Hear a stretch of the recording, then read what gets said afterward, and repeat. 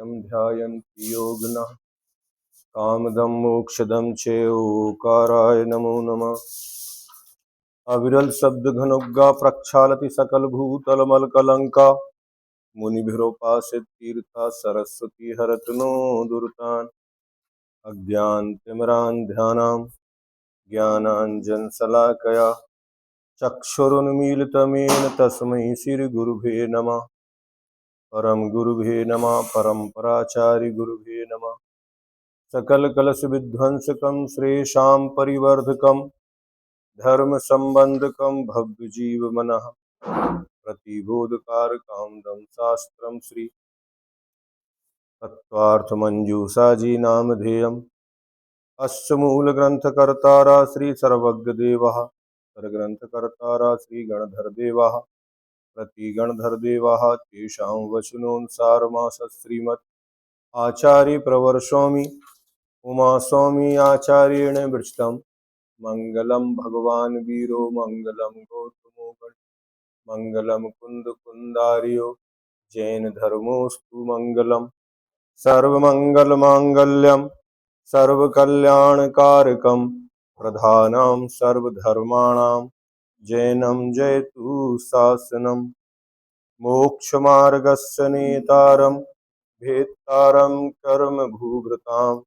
ज्ञातारं विश्वतत्त्वानां वन्दे तद्गुणलब्धये। पंच परमेष्टि भगवान की जय। संत श्रोमणी आचार्य गुरुवर श्री विद्यासागर जी महामुनिराज की जय। परम पूज्य आचार्य श्री समय सागर जी महाराज की जय। तीन कम 9 कोटि महामुनिराजों की जय।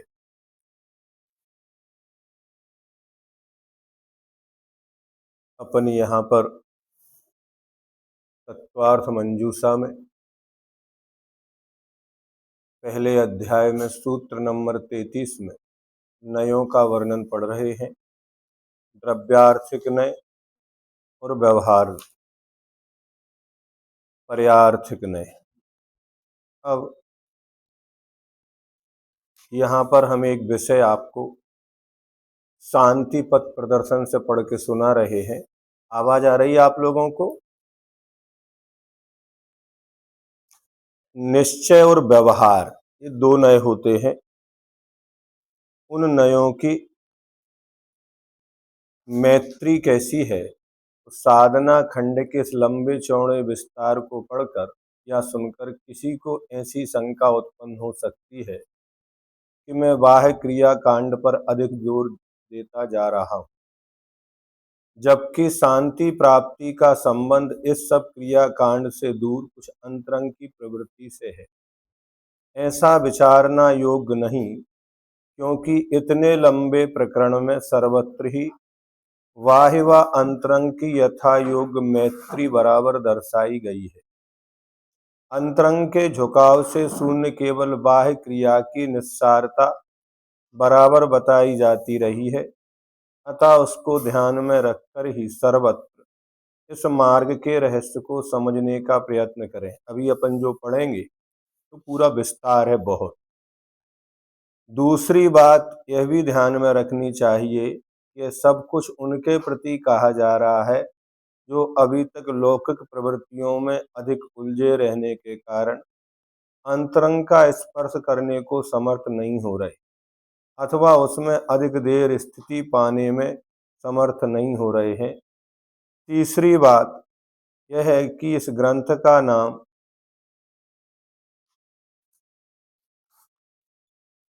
द्रव्यार्थिक नय किसे कहते हैं? तो द्रव्य, सामान्य, अभेद, उत्सर्ग और अन्वय ये सब एकार्थवाची हैं। वह द्रव्य है प्रयोजन जिसका उसे द्रव्यार्थिक नय कहते हैं। द्रव्य विषय वाला द्रव्यार्थ नय है, इसे द्रव्यास्तिक भी कहते हैं। द्रव्य के अस्तित्व को स्वीकार करे वह द्रव्य है। इस प्रकार की बुद्धि है जिसकी, वह न द्रव्यास्तिक है। जो न वस्तु के विशेष रूपों से अभिनाभूत सामान्य रूप को नाना युक्तियों के बल से साधता है, वह द्रव्यार्थिक नय है। द्रव्य का अर्थ सामान, उत्सर्ग और अनुवृत्ति है और इसको विषय करने वाला नय द्रव्यार्थिक नय है। दो प्रकार से कथन होता है, एक सामान्य, एक विशेष। जैसे सोना एक धातु है, इस सोना कहना एक सामान्य हुआ, उसके जो आभूषण हैं वे विशेष हैं। जीव कहना ये सामान्य हुआ, उस जीव की जो पर्याय हैं वे विशेष हैं। द्रव्य सामान्य होता है और पर्याय विशेष होती है। जब हमारा मन किसी अस्थिर वस्तु को देखकर विचलित होता है, तब हम नित्य पर अपनी दृष्टि टिकाते हैं, और जब हमें कोई पूज्यता वैराग्य बढ़ाना है तो हम अनित्य की ओर देखते हैं, पर्यायों की ओर देखते हैं। अगर हम नित्य को ही देखते रहेंगे तो कभी वैराग्य नहीं होगा, और अनित्य को ही देखते रहेंगे तो कभी स्थिरता नहीं हो जा पाएगी। एक के बिना तत्व का अभाव होता है और एक के बिना तीर्थ का अभाव होता है। निश्चय ने अगर नहीं होगा तो तत्व का अभाव हो जाएगा, और व्यवहार ने नहीं होगा तो तीर्थ का अभाव हो जाएगा। तो जो तीर्थ बनते हैं, पूज्यता आती है, वो पर्यार्थिक नय के कारण आती है, और जो स्थिरता आती है वो द्रव्यार्थिक नय के कारण आती है। इसलिए जो व्यक्ति द्रव्यार्थिक नय पे दृष्टि रखता है उसे कोई हर्ष विषाद नहीं होता। ये न्याय में एक उदाहरण आया है, स्वर्ण घट मौली। क्या आया है? स्वर्ण घट मौली। तीन व्यक्ति हैं, एक पिता है, उसका एक बेटा है, एक बेटी है। बेटी चाहती है कि मुझे कलश चाहिए, और बेटा चाहता है कि मुझे मुकुट चाहिए। अब जब कलश टूटता है और मुकुट बनता है तो किसको दुख होगा? बेटी को दुख होगा। और जब मुकुट टूटता है, कलश बनता है तो, लेकिन पिता को दोनों अवस्थाओं में ही कोई अंतर नहीं पड़ता है। क्यों? क्योंकि वो द्रव्य पर दृष्टि रखे हैं, और ये दोनों पर्याय पर। एक आवाज सही करो, किसकी खुली है ना? तो ऐसे ही हमें द्वौ नयौ भगवत प्रणीता, क्या कहा गया? दोनों ही नय भगवान के द्वारा कहे हुए हैं। इसलिए कोई भी नय न झूठा होता है न असत्य होता है, लेकिन फिर भी जो पर्याय होती हैं वे पर्याय परिवर्तित होती रहती हैं। तो इस अध्याय में, इस नए सूत्र में, उन नयों के अलग अलग ग्रंथों में क्या क्या नाम आए हैं वो सब विस्तार से माता जी ने यहाँ संग्रह किया है। अपन हो सकता है बहुत सारे शब्दों को पकड़ नहीं पाएंगे, क्योंकि आज तक अपन ने इनको बाईपास करके निकल जाते हैं। जब भी ऐसा कोई अवसर आता तो क्या करते हैं, इनको अपन साइड में करके और निकल जाते हैं। तो जबकि रोजमर्रा की जिंदगी में ये सब क्रियाएं अपन करते रहते हैं, जानते रहते हैं। तो आज अपन इनको पढ़ने का प्रयास करेंगे, और आज पूरा नहीं होगा तो कल पुनः पढ़ेंगे। तीर्थंकरों के वचनों के सामान्य प्रस्तार का मूल व्याख्यान करने वाला द्रव्यार्थिक नय है। क्या? तो तीर्थंकर के वचन हैं, उन वचनों का सामान्य प्रस्तार विशेष पर्याय के द्वारा होता है, लेकिन द्रव्यार्थक नय किसका करता है? सामान्य प्रस्तार का मूल व्याख्यान करने वाला कौन सा नय है? द्रव्य ही को जो विषय बनाता है वो क्या कहलाएगा? द्रव्यार्थिक नय। और जो पर्याय को विषय बनाता है वो नय वस्तु नहीं, कल भी हमने कहा था नय क्या है, क्योंकि वस्तु में अनेक धर्म होते हैं, उन अनेक धर्मों को जानने वाले अलग अलग नय होते हैं। क्या एक एक धर्म को अलग अलग कौन जानेगा? एक एक नय जानेगा। अब इसके स्वरूप को नहीं समझने से अतीत में बहुत सारे लोगों ने एक एक नय को द्वारा जो जाना जा रहा है वस्तु को उतना ही मान लिया, और परिणाम क्या हुआ? 363 मत बन गए, जबकि वो अलग अलग नहीं है। अगर उन सभी नए मतों को एक साथ मिला दिया जाए तो एक गुलदस्ता बन के जैन धर्म बन जाएगा। इसका उदाहरण देते हैं। एक हाथी है, उस हाथी को 7 व्यक्ति जो कि अंधे हैं अब देख रहे हैं, तो किसी के हाथ में उसका पैर आया, किसी के हाथ में पूंछ आई, किसी के हाथ में सूंड आई, किसी के हाथ में कान आया, और उनने अलग अलग व्याख्या की। उनसे पूछा हाथी कैसा होता है, तो एक ने कहा जो कान पकड़े था हाथी सूप के समान होता है। एक उसका पूंछ पकड़े था, उसने कहा हाथी तो रस्सी के समान होता है। एक पीठ पकड़े था, उसने हाथी दीवाल के समान होता है। एक पैर पकड़े था, उसने कहा हाथी तो खंबे के समान होता है। तो क्या हाथी ऐसा ही होता है? नहीं, हाथी तो हाथी होता है। क्या होता है? एक गिलहरी होती ना, अब उस गिलहरी में बताओ कितने जानवर हो सकते हैं? क्या एक गिलहरी होती है ना, अब उस गिलहरी का वर्णन करने वाले ने कहा कि पूंछ बिलाई की, आंख चरई की, पेट सिंह का, पीठ हिरन की। क्या एक गिलहरी है, उसकी आंखें चिड़िया के समान है, उसकी पूंछ बिल्ली के समान है, उसकी पीठ हिरण के समान है, उसका पेट सिंह के समान है, लेकिन गिलहरी एक ही है।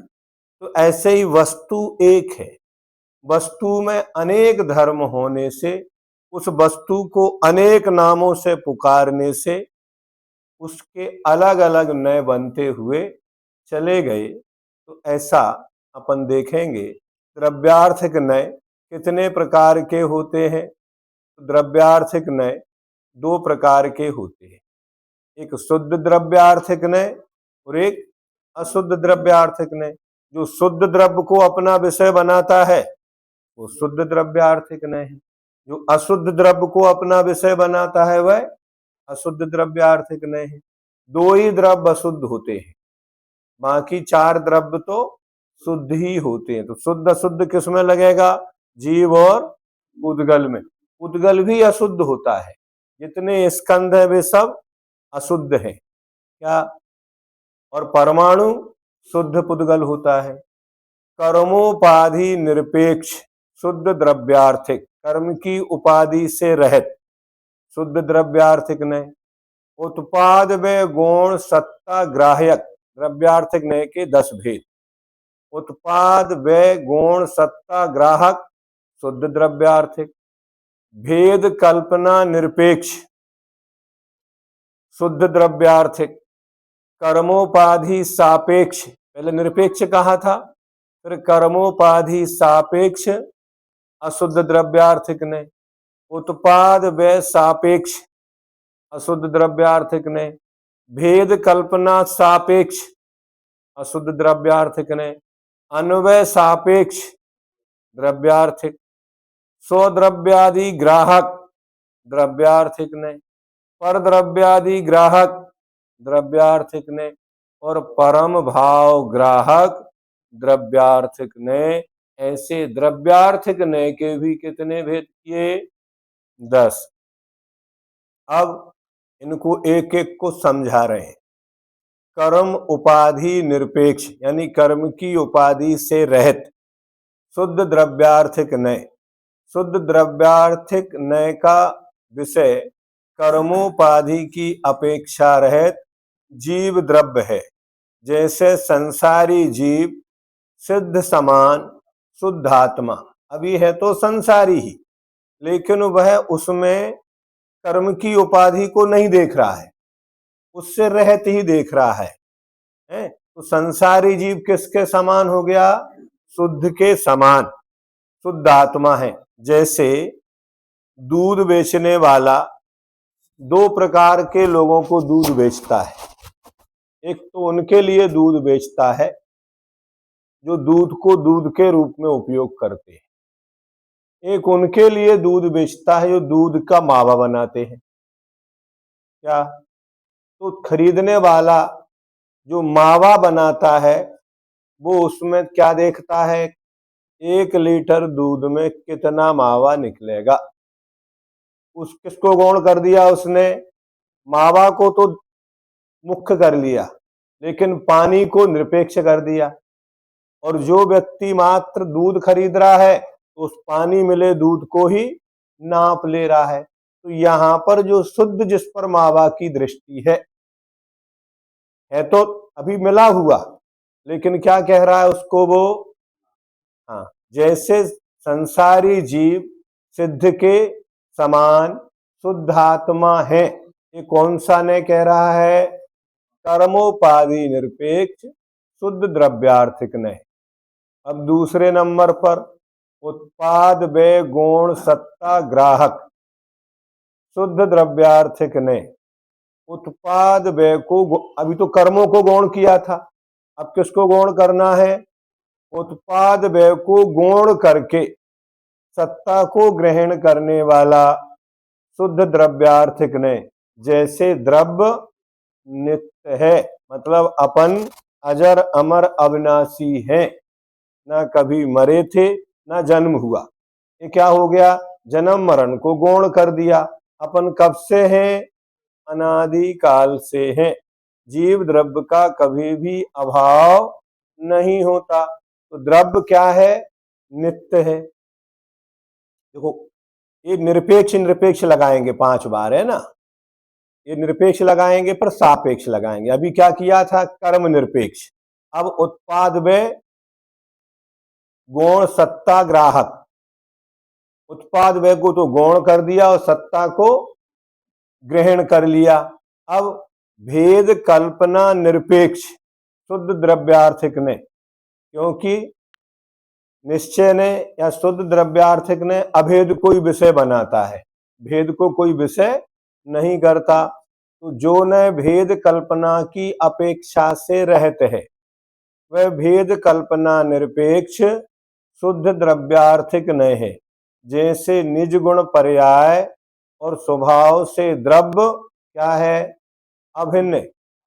अपनी गुण अपनी पर्याय से क्या है? वो स्वभाव की अपेक्षा अभिन्न है। वहां भेद नहीं करना। भेद कर दें तो व्यवहार हो जाएगा, भेद कर दें तो पर्यार्थिक न हो जाएगा। भेद कल्पना से रहित अपने ही गुण और पर्यायों के द्रव्य से अभिन्न है, अलग अलग नहीं है। अब पहले कहा था कर्मोपाधि निरपेक्ष, अब कर्मोपाधि सापेक्ष। लेकिन वहां शुद्ध द्रव्यार्थिक न था, यहां अशुद्ध। अगर ये चीजें अपन ने पकड़ ली तो पकड़ में आ जाएगी। क्या क्या पकड़ना?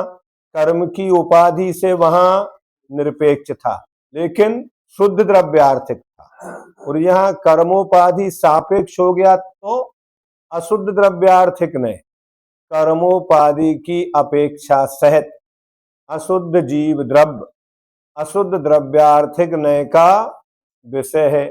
जैसे कर्म जनित क्रोधादि भाव रूप आत्मा। अब यहाँ पर कर्म से उत्पन्न जो क्रोधादि भाव हैं वे कर्मोपाधि सहित हुए, इसलिए अशुद्ध हो गया। तो द्रव्या, लेकिन है तो द्रव्य, विषय किसको बनाया? आत्मा को ही, है ना? आत्मा द्रव्य है, यहां उसके कोई नरनारकादि पर्याय की चर्चा नहीं, इसलिए द्रव्यार्थिक न है।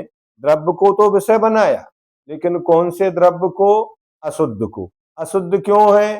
क्योंकि कर्म की उपाधि से सहित है। 5वें नंबर पर उत्पाद व्यय सापेक्ष, वहां क्या रखा था?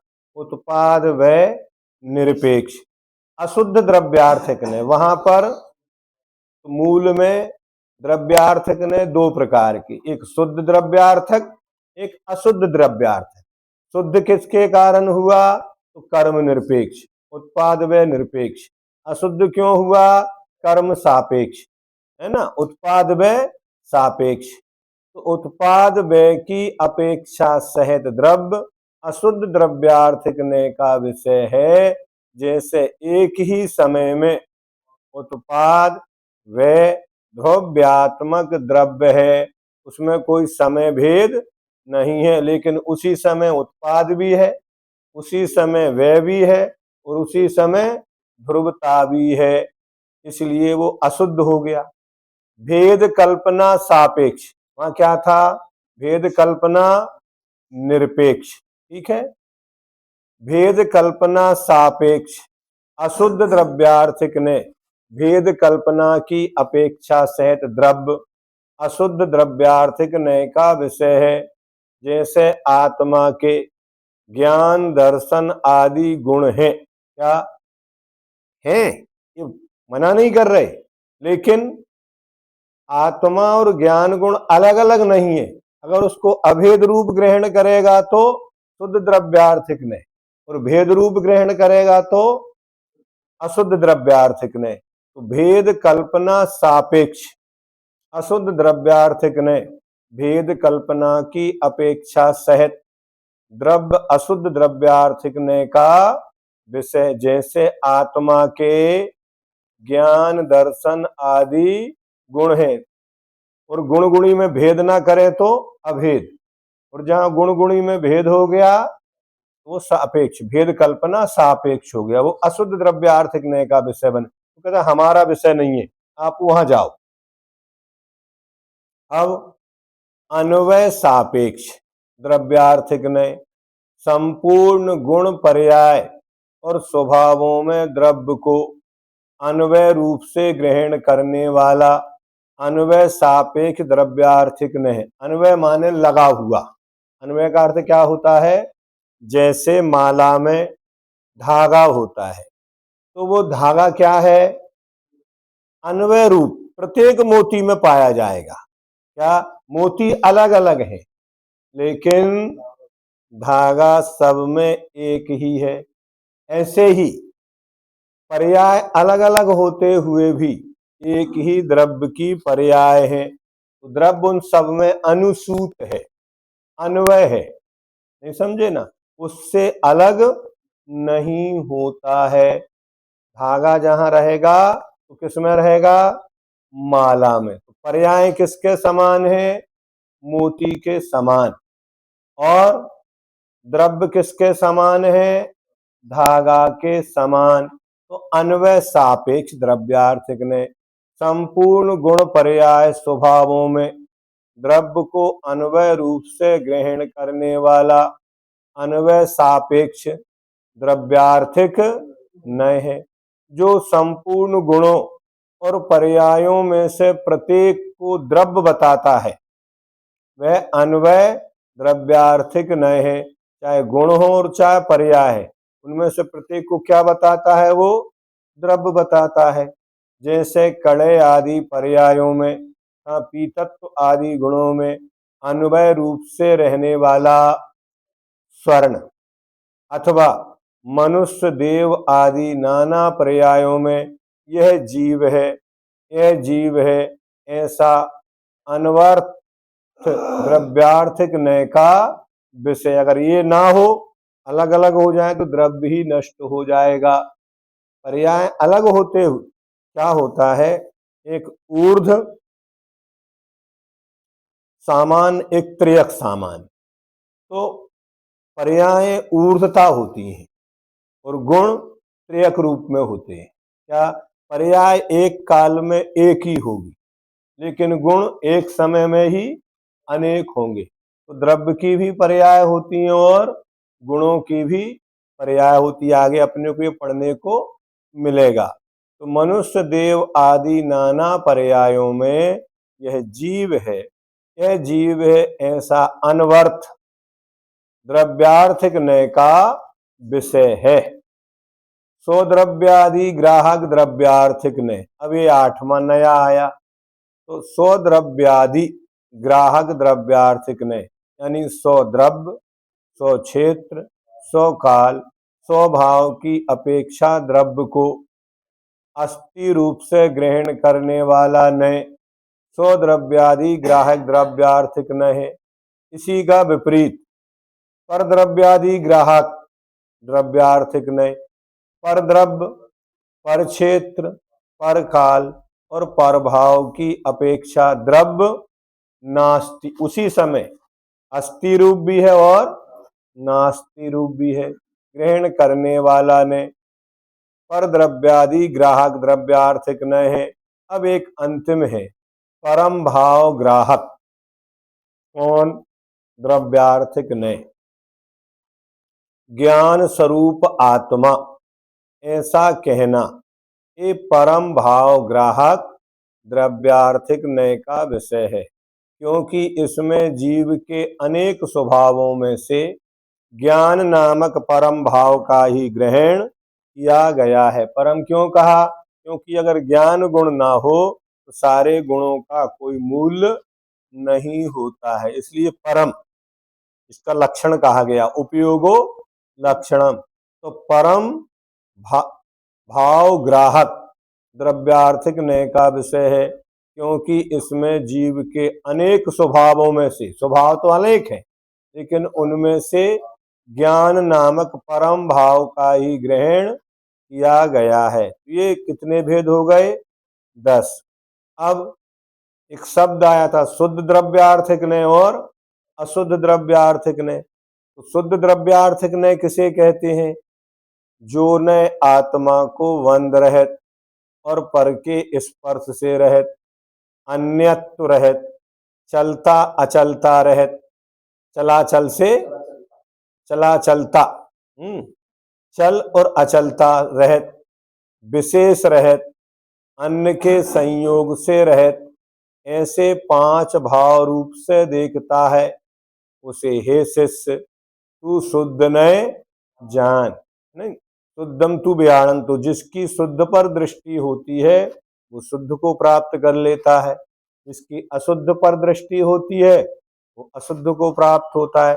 आपकी दृष्टि किस पर है? क्या संसार में सभी वस्तुएं हैं, लेकिन जो जिसको चाहता है उसे वही प्राप्त हो जाता है, नहीं समझे?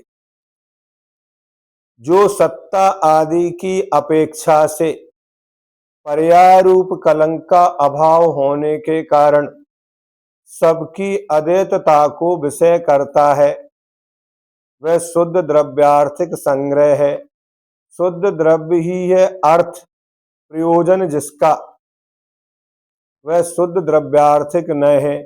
जो शुद्ध द्रव्य के अर्थ रूप से आचरण करता है वह शुद्ध द्रव्यार्थिक न है। क्या? प्रत्येक व्यक्ति की एक ही वस्तु में से अलग अलग दृष्टि होती है। क्या? जैसे अग्नि है, अब अग्नि में कितने धर्म हैं? अनेक धर्म, लेकिन जिसको ईंधन जलाना है वो क्या करेगा? उसमें से कि अग्नि जलाती है, इसी धर्म को ग्रहण करेगा। जिसको प्रकाश करना है उसमें से प्रकाश को प्राप्त करेगा। जिसको भोजन पकाना है उससे भोजन पकाएगा। तो अग्नि एक है लेकिन उसमें धर्म अलग अलग है। ऐसे ही द्रव्य एक है लेकिन उस द्रव्य को देखने की दृष्टि सबकी अलग अलग है। एक ही वस्तु को जितने व्यक्ति देखते हैं वे उतने अपने अपने अनुसार उसमें धर्मों की व्याख्या करते हैं, उतने ही नए बनते चले जाते हैं। आप जितने भी लोगों को दिखाओ, मान लो एक व्यक्ति मरीज है, अब वो वैद्य के पास जाएगा वो कुछ कारण बताएगा, वो डॉक्टर के पास जाएगा वो कुछ और बताएगा, एक्यूप्रेशर वाले के पास जाएगा वो कुछ और निदान बताएगा, एक्यूपंक्चर वाले के पास जाएगा। मतलब जितनी पैथी है, रोग क्या है एक, लेकिन उसके निदान कितने हैं? अलग अलग। तो ऐसे ही वस्तु में अनेक धर्म होते हैं। जो शुद्ध द्रव्य के अर्थ रूप से आचरण करता है वह शुद्ध द्रव्यार्थिक नय है। अशुद्ध द्रव्यार्थिक नय किसे कहते हैं? पर्याय कलंक से युक्त होने से व्यवहार नय अशुद्ध द्रव्यार्थिक है। अशुद्ध द्रव्यार्थिक नय से अशुद्ध स्वभाव है। अशुद्ध द्रव्य है प्रयोजन जिसका, तो अशुद्ध द्रव्यार्थिक नय है। क्या? अगर कोई नई हुई गाड़ी कबाड़े के वाले को बेच दो तो क्या करेगा? उसका स्क्रैप में ही खर्च कर देगा वो। क्या? और जिसको अच्छी गाड़ी चाहिए हो तो कबाड़े की गाड़ी को लाके भी क्या करेगा? नई गाड़ी बना लेगा। तो वस्तु एक ही है लेकिन उसमें दृष्टि अपनी अपनी अलग अलग है। पर्यार्थिक नय किसे कहते हैं? जो नय अनेक प्रकार के सामान्य सहित सब विशेषों को साधक लिंग के बल से साधता है वह पर्यार्थिक नय है। क्या? देखो, एक साध होता है, एक साधन होता है ना? तो साधक उसका लिंग है। जहां साध और साधन एक होते हैं वो द्रव्यार्थिक नय है, और जहां साध अलग होता है वो साधन अलग होता है वो पर्यार्थिक नय है। क्या? जहां दोनों एक हो जाए वो द्रव्यार्थिक नय निश्चय नय। गुण गुणी ज्ञाता ज्ञान ज्ञेय सब। हाँ, और जहां अलग अलग हो जाए वहां पर्यार्थिक नय व्यवहार नय। समझे ना? तो एक में एक मानना ये द्रव्यार्थिक, अलग अलग मानना ये पर्यार्थक। एक निश्चय कहो, व्यवहार कहो, ये सामान्य कहो और विशेष कहो, ऐसे अलग अलग है। तो जो नय अनेक प्रकार के सामान्य सहित सब विशेषों को साधक लिंग के बल से साधता है वह पर्यार्थिक नय है। रूप आदि उत्प्रेक्षणादि लक्षण पर्याय जिसका अर्थ है पर्याय से भिन्न द्रव्य नहीं है, यह प्रयोजन पर्यार्थिक है। पर्याय, विशेष, भेद, अपवाद, व्यतिरेक ये शब्द एकार्थवाची है। वहां क्या कहा था? द्रव्य, सामान्य, अभेद, उत्सर्ग और अन्वय, ये 5 शब्द आए थे।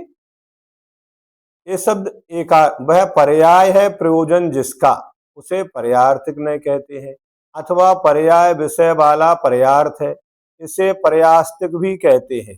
पर्याय है इस प्रकार की बुद्धि है जिसकी वह पर्यास्तिक जितनी भी पूज्यता और अपूज्यता आती है वह पर्याय दृष्टि से ही आती है। जैसे गंधोदक, अगर द्रव्य दृष्टि से कहेंगे तो वो जल है, लेकिन पर्याय की दृष्टि से वो गंधोदक है। गंधोदक को कहाँ लगाते हैं? माथे पर। और वही जल यदि आपने दूसरी जगह उपयोग कर लिया तो अपूज्य हो गया। गंधोदक बन गया तो पूज्य हो गया। वो ही पाषाण खंड प्रतिमा बन गई तो पूज्य हो गई, और वो ही देहरी में लग गया तो अपूज्य हो गया। ये पूज्यता अपूज्यता कहाँ से आती है? जितना भी मोक्ष मार्ग चलता है ये सब किससे चलता है? लक्ष्य में निश्चय होता है और आचरण में व्यवहार होता है। लक्ष्य को भी खत्म नहीं करना, आचरण को भी खत्म नहीं करना। अगर तुम दोनों को एक मान लोगे तो फिर नल का पानी और नाली का पानी एक हो जाएगा। क्या? यद्यपि वही फिल्टर होके आ जाए तो वो शुद्ध है, और किंतु डायरेक्ट आ जाए तो वो अशुद्ध है। पर्याय का अर्थ विशेष, अपवाद और व्यावृत्ति है, और इसको विषय करने वाला नय पर्यार्थिक नय कहलाता है। जब पर्यार्थिक नय की विवक्षा होती है तब द्रव्यार्थिक नय को गौण करके प्रवृत्त होने वाले पर्यार्थिक नय की अपेक्षा से कुंडल लाओ यह कहने पर लाने वाला कड़ा आदि के लाने में प्रवृत्त नहीं होता, क्योंकि कड़ा आदि पर्याय से कुंडल पर्याय भिन्न है। तीर्थंकरों के वचनों के विशेष प्रस्तार का मूल व्याख्याता पर्यार्थिक न है। वहां कहा था तीर्थंकर के वचनों को विशेष सामान्य प्रस्तार का मूल व्याख्याता द्रव्यार्थिक नय है और ये पर्यार्थिक नय है। शेष सभी नय इन दोनों नयों के विकल्प अर्थात भेद है। मूल में दो ही है, कौन कौन से? द्रव्यार्थिक और पर्यार्थिक। अब पर्यार्थिक नय कितने प्रकार का होता है? तो पर्यार्थिक नय दो प्रकार का होता है, एक अर्थ नय और एक व्यंजन नय, अथवा चार प्रकार का है। शुद्ध पर्यार्थक नय, अशुद्ध पर्यार्थक नय। पर्यार्थक नय चार प्रकार का है, ऋजु सूत्र, शब्द, समविरूढ़ और एवं भूत। पर्यार्थक नय छह प्रकार का है, अनादि नित्य पर्यार्थक नय, सादि नित्य पर्यार्थक नय, अनित्य शुद्ध पर्यार्थक नय, नित्य अशुद्ध पर्यार्थक नय, नित्य शुद्ध पर्यार्थक नय, अनित्य अशुद्ध पर्यार्थक नय। सब आएंगे आगे, आपको बिल्कुल विस्तार के साथ समझाएंगे। अब अनादि और नित्य है पर्यार्थक नय। अनादि नित्य क्या है? जैसे मेरु आदि की पर्याय है, तो पर्याय, लेकिन वो क्या है? नित्य है। जो नय चंद्रमा, सूर्य आदि अकृत्रिम अविनाशी पुद्गल पर्यायों को ग्रहण करता है, वह अनादि नित्य पर्यार्थिक ने अनादि भी है और नित्य भी है, लेकिन पर्याय है। जो लोग कहते हैं कि पर्याय तो अनित्य ही होती है, यहां देखो पर्याय होकर भी कैसी है वो? पर्याय तो है लेकिन क्या है? नित्य है, अनादि है, नित्य पर्यार्थिक ने। ऐसा जिनेन्द्र भगवान ने कहा है। ये नए चक्र है उसमें दिया, आलाप पद्धति में ऊपर वाला दिया। अब अनादि तो नहीं है लेकिन सादी है, फिर भी नित्य है पर्यार्थिक ने। जैसे सिद्ध पर्याय अनादि तो नहीं है, उसका आदि व सादी है, लेकिन कैसी है? पर्याय होकर भी नित्य है। कर्मों के क्षय से उत्पन्न होने वाले भाव अविनाशी है, क्योंकि कर्मोदय रूप बाधक कारण का अभाव है। इन छायक भावों को विषय करने वाली सादी नित्य पर्यार्थिक न है। अनित्य शुद्ध पर्यार्थिक ने। अभी वहां क्या था? अनादि नित्य।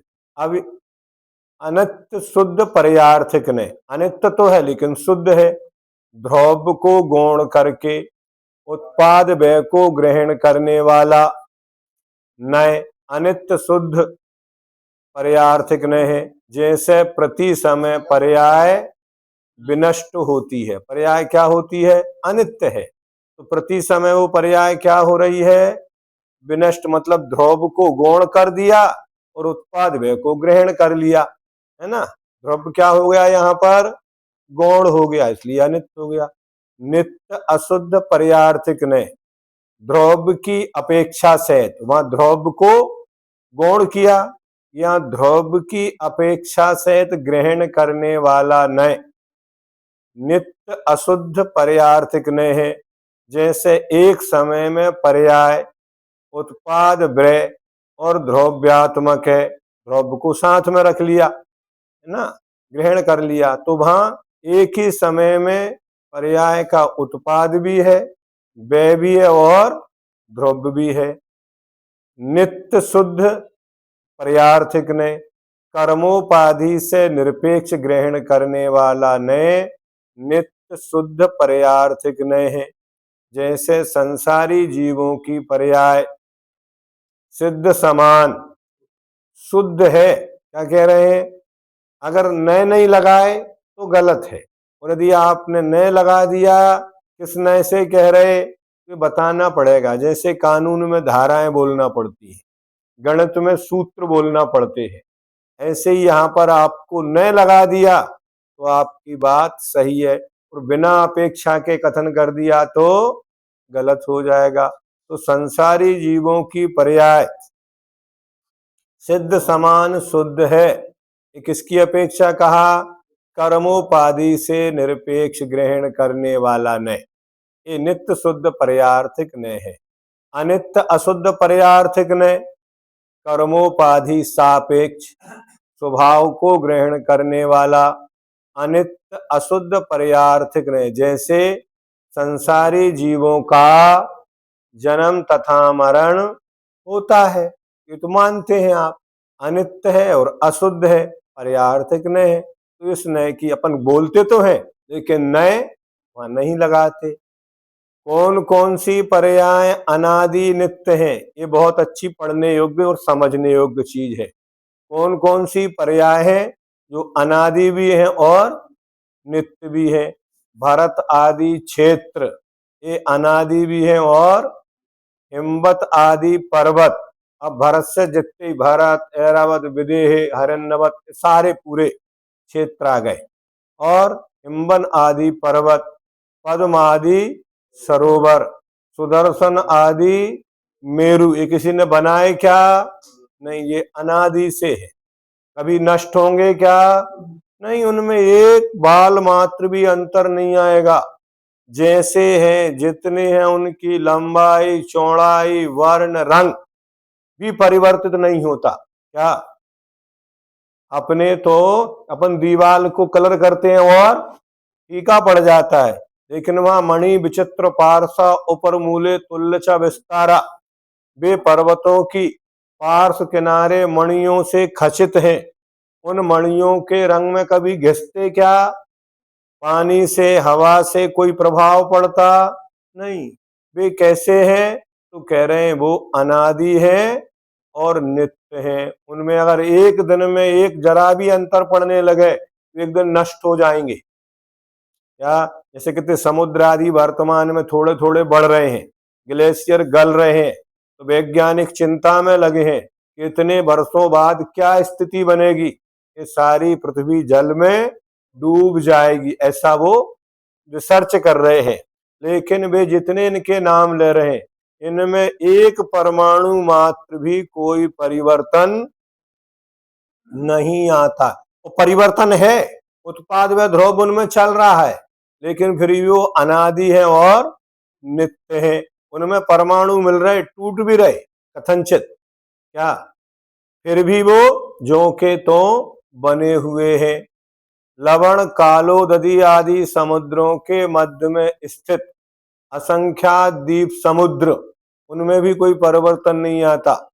नरक के पटल, भवनवासियों के विमान, व्यंतरों के विमान, चंद्र सूर्य आदि मंडल, ज्योतिषियों के विमान, सौधर्म कल्पादि स्वर्गों के पटल, यथा योग्य स्थानों में परिणत अकृत्रिम चैत्य चैत्यालय, चैत्य माने प्रतिमाएं और चैत्यालय माने मंदिर, मोक्ष शिला और बृहद बात वलय आदि अनेक आश्चर्य से युक्त परिणत पुद्गलों की अनेक द्रव्य पर्याय सहित परिणत लोक महास्कंदादि पर्याय त्रिकाल स्थित हैं, इसलिए अनादि अनिधन है।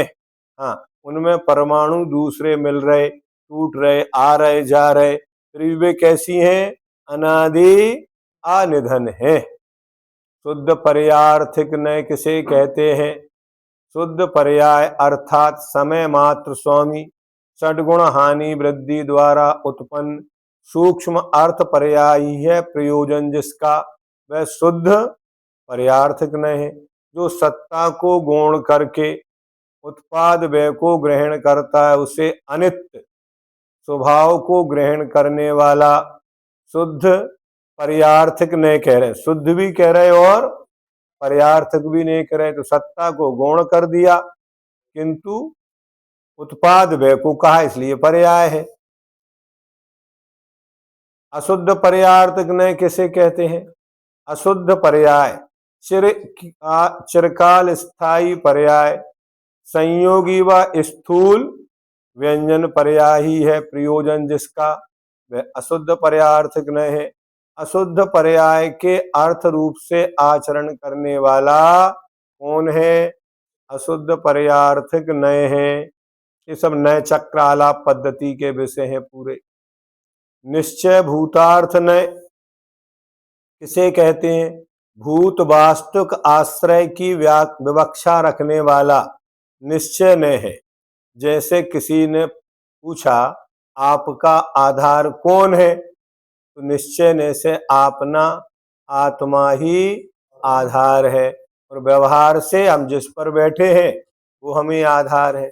अथवा चेतन अचेतन, सूक्ष्म स्थूल, मूर्त अमूर्त रूप जो द्रव्य तथा गुण हैं उनको विषय करने वाला निश्चय नय है। अथवा यथार्थ ग्राही भूतनय है। यह सत्य रूप होने से नामांतर से निश्चय नय रूप कहा जाता है। पृथकत्व, उपचार, शुद्ध, द्रव्य और पर्याय, इन विषयों को जैसा का तैसा जो न ग्रहण करता है वह भूतार्थ न। भूतार्थ माने यथार्थ, व्यवहार माने अभूतार्थ न किसे कहते हैं? तो वास्तविक एवं अवास्तविक आश्रयों की विवक्षा रखने वाला व्यवहार न है। जैसे चेतन और अचेतन के समुदाय पिंड आत्मा आधार है आदि कहना व्यवहार न है। अथवा भिन्न साध साधन विषयो व्यवहारा, जहाँ साध और साधन भिन्न भिन्न है वो व्यवहार है। अथवा शुद्ध उपचार भी व्यवहार नय कहलाता है। जैसे मैं देहादिक होता हूँ, देहादिक में मैं होता हूँ, मेरे देहादिक होते हैं। अथवा प्राया करके इंद्रियों के विषयों में प्रवृत्ति और निर्वृत्ति करने वाला कौन है? व्यवहार ने। निश्चय ने वाला कहता है ना आत्मा खाती है न पीती है, लेकिन व्यवहार ने वाला क्या कहेगा? प्रवृत्ति करती है। भूतार्थ नय से विपरीत लक्षण वाला अभूतार्थ नय एक दूसरे के विरोधी है। अन्वय आदि नयों के लक्षण किस प्रकार हैं? अन्वय ने जो सर्वत्र अविकल्प अभेद रूप से अनुगमन करता है वह अन्वय ने है। जैसे आत्मा अस्तित्व रूप से अस्ति है, ज्ञातत्व रूप से ज्ञाता है इत्यादि। इसमें अस्तित्व का अभेद रूप से अन्वय है। जो ज्ञान पहले जान रहा था वो ज्ञान अभी भी है, उस ज्ञान का अभाव नहीं हुआ। भले ही द्रव्य में पर्याय निकल के नष्ट हो रही है, लेकिन ज्ञान तो ज्ञान जान रहा है। व्यतिरेक ने उत्पाद और व्यय के उत्कर्ष को अविकल्प अभेद रूप से अनुगमन करना व्यतिरेक न है। जैसे सुख से सुखी और दुख से दुखी आदि। पृथकत्व ने निर्देश प्रवृत्ति आदि फल द्वारा द्रव्य और पर्याय में भेद का ज्ञान करना ये पृथकत्व न है।